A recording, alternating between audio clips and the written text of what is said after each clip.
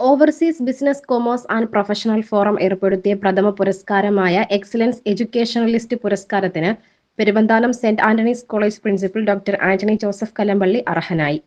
20,001 രൂപയും പ്രശസ്തി പത്രവും അടങ്ങുന്ന പുരസ്കാരം നവംബർ 23-ന് എറണാകുളത്ത് വെച്ച് സമർപ്പിക്കും.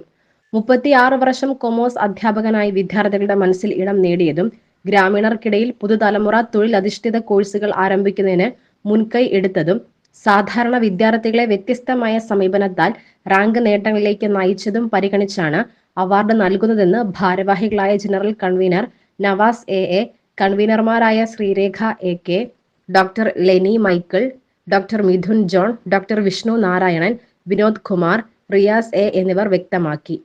പെരുവന്താനം സെന്റ് ആന്റണീസ് കോളേജ് പ്രിൻസിപ്പളും വിദ്യാഭ്യാസ സാമൂഹിക സാംസ്കാരിക രംഗത്ത് നൂതനമായ കാഴ്ചപ്പാടുകൾ അവതരിപ്പിച്ച് വിജയിച്ച വ്യക്തിയുമായ ഡോക്ടർ ആന്റണി ജോസഫ് കല്ലമ്പള്ളിക്ക് എക്സലന്റ് എഡ്യൂക്കേഷനിസ്റ്റ് അവാർഡ് നൽകി ആദരിക്കുന്നു.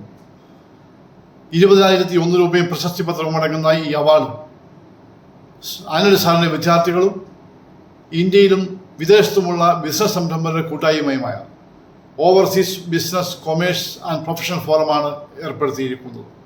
മികച്ച അധ്യാപകനെന്ന നിലയിൽ വിദ്യാർത്ഥികളുടെ മനസ്സിൽ സ്ഥിരപ്രദർശനം നേടാൻ സാധിച്ചതും ഗ്രാമീണർക്കിടയിൽ പുതുതലമുറ കോഴ്സുകൾ ആരംഭിച്ച് വിദ്യാർത്ഥികളെ റാങ്കിലേക്ക് നയിക്കാൻ പരിശ്രമിച്ചും ഉൾപ്പെടെയുള്ള പ്രവർത്തനങ്ങളാണ് ആന്റണി സാറിനെ ഈ അവാർഡിന് അർഹനാക്കിയത് എന്ന പോലും സന്തോഷപൂർവ്വം അറിയിക്കുന്നു.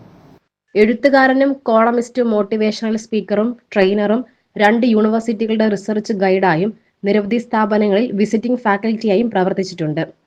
സ്ത്രീ ശാക്തീകരണ പ്രവർത്തനത്തിന്റെ ഭാഗമായി കേന്ദ്ര സർക്കാർ ചെറുകിട വ്യവസായ മന്ത്രാലയമായും RSETI എന്നിവയുമായി ചേർന്ന് നിരവധി നൈപുണ്യ വികസന പ്രോഗ്രാമുകൾ ഇടുക്കി ജില്ലയിലും കോട്ടയം ജില്ലയിലും അവതരിപ്പിച്ചിട്ടുണ്ട്.